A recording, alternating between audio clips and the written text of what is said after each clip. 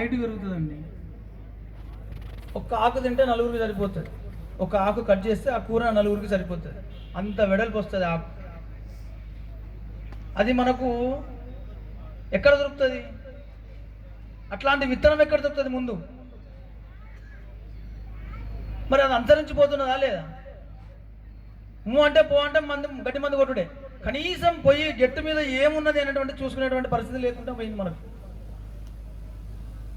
ఒక్కొక్కరికి హద్దుల మధ్యలో పోతే బండి పోయేదండి. నాకు ఇక్కడ నుంచి మొదలు పెడితే ఆ చివరికి పోయేదాకా బండి పోయేది. లేదంటే ఎడ్లను వదిలి పెడితే ఈ కొస నుంచి ఆ కొస పోయేసరికి కడుపు నిండా వేసేది ఎడ్లు కానీ బర్రెలు కానీ. ఈరోజు అడుగు పెట్టడానికి కూడా సందు లేదు. కనీసం అడుగు పెట్టి నడవడానికి కూడా ప్లేస్ లేదు. అంత దగ్గరికి తీసుకొచ్చింది. ఈయన తీసుకొస్తాడు, ఇటు ఈయన తీసుకొస్తాడు. ఇద్దరు కలిసి గడ్డి మందు కొడతారు. ఒక పిండి బస్తానో లేకపోతే ఒక ఇంకేదైనా ఎత్తుకొని దాని దగ్గర పోదామంటే జారి పడతారు. అవునా కాదు?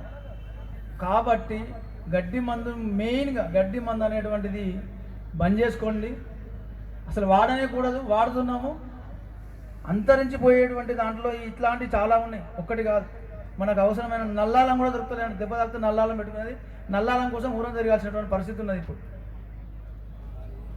నల్లాలం కోసం ఊరంతా తిరగాల్సినటువంటి పరిస్థితి ఉన్నది. సరే, సిటీలో వాళ్ళు తిరిగాలంటే ఒక పద్ధతి. ఎక్కడ కూడా జాగలేదు, మొత్తం సీసీ రోడ్లు పోసుకున్నారు, ఇల్లు కట్టుకున్నారు అంటే ఒక అర్థం ఉంటుంది. మన పల్లెటూరులో కూడా నల్లాలం దొరుకుతలేదు అంటే ఏం చేద్దాం మనం? మరి గడ్డి మందే కదా మనం కొట్టేదంతా. మరి నల్లాలం కూడా దొరకలేని పరిస్థితిలో ఉంటే మనం ఏం తిందాం? రేపు భవిష్యత్ తరాలకు ఏమిద్దాం? ఒక కారు కావాలి, ఒక మంచి హైఫై జీవితం కావాలి, హైఫైగా బతకాలి, హైఫైగా ఉండాలి. కానీ ఒక బిడ్డ పెళ్లి చేయండి, ఒక కొడుకు పెళ్లి చేయండి మంచి ఆర్భాటంగా. ఒక ఎకరం భూమి కొనుక్కోండి, ఒక బావి తవ్వుకోండి. ఎందుకండి హాస్పిటల్లో ఖర్చు పెడతారు డబ్బులంతా? హాస్పిటల్లో జేబులో చేయబెట్టి తీసుకుంటున్నాడు, మనకు చెప్పి తీసుకుంటున్నాడు. 10 రూపాయలు కింద పడ్డాయి అంటే అయ్యో 10 రూపాయలు పోయినాయి అంటాం మనం. లక్షలు ఉన్న ఆస్తి 10 ఎకరాల భూమి అమ్మినా ఏం చేసినా కూడా ఆ రోగాలు తగ్గుతలేవు. ఒకసారి బసవతారకం హాస్పిటల్ దగ్గర చూడండి, ఘోరమైన పరిస్థితి. ఎందుకు రాయి బతుకు అనిపిస్తుంది. ఎటెళ్తున్నామండి మనం? రైతుగా పుట్టినాము మనం. దేశానికి అన్నం పెట్టే వాళ్ళము, ప్రపంచానికి అన్నం పెడుతున్నాం రైతు. ఆ రైతే మళ్ళీ సేమ్ తీసుకుపోయి మందులను తీసుకుపోయి పెడుతున్నాం మనం. వద్దంటే కొడుతున్నాం, విషాన్ని నింపుతున్నాం. మన బిడ్డలకు విషయం పెడతామా అండి? పెడుతున్నాం మనం. ఇప్పుడు ఇవాళ హాస్పిటల్స్ అన్ని రావడానికి కారణం కూడా మన రైతులే. పోటీతత్వం. ఆయన 4 బస్తాలు పండితే 5 బస్తాలు పండియాలి. ఎందుకు పోటీతత్వం? ఇంకొక పనిలో చేయండి.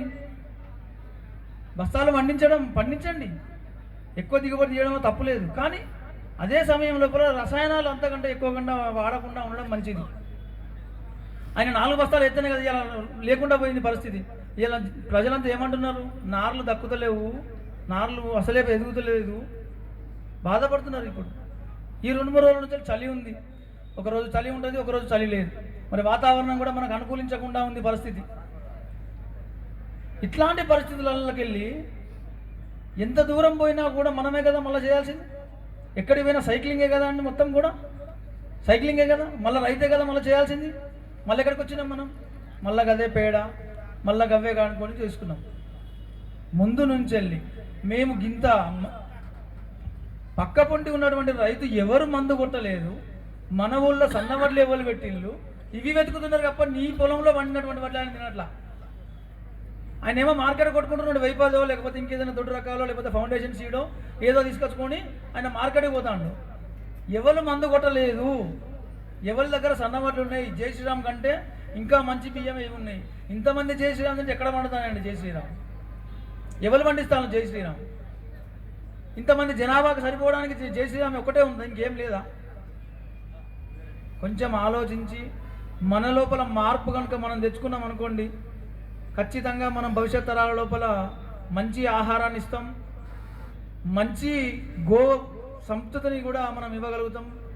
కాబట్టి ఇకనైనా ఒక 15 గుంటలు మనకున్నటువంటి వ్యవసాయ క్షేత్రం లోపల మనిషికి ఒక 5 గుంటల చొప్పునైనా వేసుకొని తన ఇంటికి కావాల్సినటువంటి ప్రతి ఒక్క ఐటెంని కూడా పండించుకోవాల్సిందిగా కోరుతున్నాను.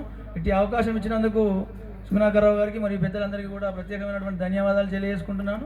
జై జవాన్, జై జవాన్. నమస్తే అండి, ధన్యవాదాలు సార్, థ్యాంక్ యూ.